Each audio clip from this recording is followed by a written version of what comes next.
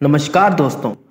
आज हम बात करेंगे एक ऐसे जहाज के बारे में जिसे नाम दिया गया था कभी ना डूबने वाला जहाज। जी हाँ दोस्तों, जो अपने टाइम में सबसे महंगा और सबसे बड़ा समुद्री जहाज माना जाता था, जिसका नाम था टाइटैनिक। लेकिन अपनी यात्रा के 4 दिन बाद वो जहाज डूब गया। आखिरकार वो जहाज डूबा कैसे? तो चलिए दोस्तों बात करते हैं इस टाइटैनिक जहाज के बारे में।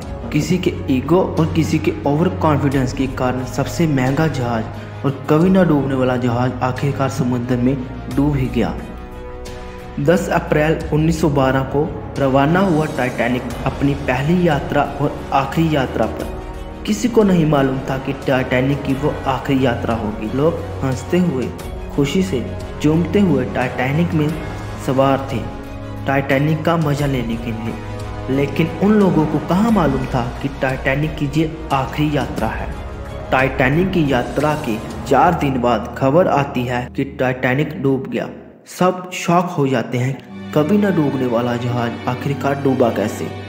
सब चैनलों पर यही न्यूज़ आती है, टाइटैनिक डूब गया। कैसे टाइटैनिक जहाज चला? टाइटैनिक के मालिक ने कैप्टन स्मिथ को तेज चलाने को बोला ताकि टाइटैनिक में सफ़र करने वाले टाइटैनिक की स्पीड की गाथाएं गाएं। कैप्टन ने वैसे ही किया, जहाज को तेज स्पीड में चलाया। 12 अप्रैल 1912 को 6 बर्फ की चट्टानें होने की वार्निंग मिलती है टाइटैनिक के कैप्टन को।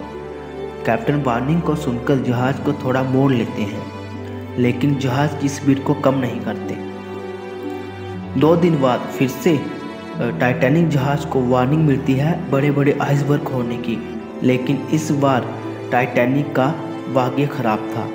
उस रात हुआ ये कि चांद भी बाहर नहीं आया था और विजिबिलिटी बहुत ही कम थी। लेकिन टाइटैनिक जहाज के कैप्टन ने एक आदमी को टाइटैनिक के ऊपरी हिस्से पर रख दिया था ताकि वो दूर से देखकर आइसबर्ग के बारे में बता सके। लेकिन टाइटैनिक काफ़ी स्पीड में होने के कारण उस आदमी को दूर से दिखाई नहीं दिया। इतनी ठंड होने के कारण उसकी आंखें भी अच्छी तरह खुल नहीं रही थी। जैसे ही उसने आइसबर्ग को देखा, उसने कैप्टन को बताया कि आगे आइसबर्ग है। कैप्टन ने जैसे ही जहाज़ को मोड़ने की कोशिश की, तब तक बहुत देर हो चुकी थी। टाइटैनिक काफ़ी स्पीड में चल रहा था। जितनी देर में उन्होंने टाइटैनिक को मोड़ा, टाइटैनिक का आधा हिस्सा आइसबर्ग से टकरा गया था और काफ़ी डैमेज हो चुका था। टाइटैनिक में 2 लेयर तो थी, लेकिन उन 2 लेयर का फ़ायदा कुछ नहीं हुआ, क्योंकि आइसबर्ग से टकराने के कारण टाइटैनिक को साइड से डैमेज हुआ था। टाइटैनिक को कभी ना डूबने वाला नाम इसलिए मिला था क्योंकि इसमें 2 लेयर और 16 वाटर टाइट कंपार्टमेंट थे। 2 लेयर होने के बावजूद भी टाइटैनिक डूब गया। इसका कारण है आइसबर्ग ने जो डैमेज किया था वो शिप के साइड पर किया था। 16 वाटर टाइट कंपार्टमेंट में से अगर 4 कंपार्टमेंट भी पानी से भर जाते तो भी टाइटैनिक नहीं डूबता। लेकिन आइसबर्ग इतना बड़ा था जिसके कारण शिप के 6 कंपार्टमेंट पानी से भर गए। उसके कारण हुआ ये कि टाइटैनिक डूब गया। इस कहानी के हीरो रहते हैं Jack Phillips. Jack Phillips signal बार बार देते रहते हैं, कोई नहीं सुनता उनका सिग्नल, फिर भी वो बार बार सिग्नल भेजते रहते हैं। आखिरकार एक शिप उनका सिग्नल का रिस्पॉन्स करता है और उनसे पता चलता है कि वो 3 घंटे में पहुंच जाएगी। कहने को तो वो शिप सबसे पास थी टाइटैनिक के, लेकिन 107 किलोमीटर दूर होने के बावजूद भी अगर वो शिप अपनी टॉप स्पीड में चलती तो 3 घंटे के अंतर वो शिप टाइटैनिक के पास नहीं पहुंचती। लाइफ बोट के द्वारा लोगों को टाइटैनिक के बाहर भेजना स्टार्ट कर दिया। सबसे पहले औरतों और बच्चों को भेजा गया, लेकिन लोगों को लगा कि टाइटैनिक कभी ना डूबने वाला जहाज़ कैसे डूब सकता है, और न्यूज़ में पढ़ा था कि टाइटैनिक जहाज़ कभी नहीं डूब सकता।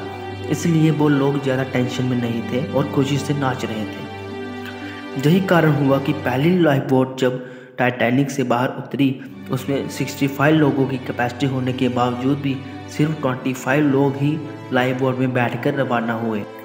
लास्ट में जब लोगों को पता चला कि टाइटैनिक आखिरकार सच में डूबने वाला है, तो लोगों में हड़कंप मच गई। लोग इधर उधर भागने लगे ताकि हमें भी कोई बचा सके। लेकिन तब तक हुआ ये कि लाइफ बोट काफ़ी कम बच चुकी थी। टाइटैनिक के आगे हिस्से में पानी भर गया।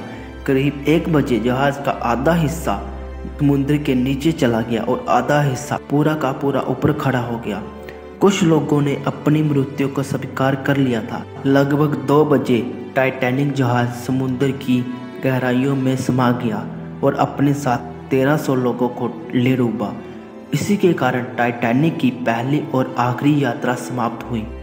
ऐसा भी माना जाता है कि एडवर्ड स्मिथ अपनी पायलट की सीट नहीं छोड़ते हुए उसी में बैठकर अपनी मौत को गले लगा गए। कुछ लोगों का कहना है कि उनकी गलती से टाइटैनिक डूबा, इससे कारण वो बहुत ही शर्मिंदा हुए और उन्होंने टाइटैनिक जहाज में ही सुसाइड कर लिया।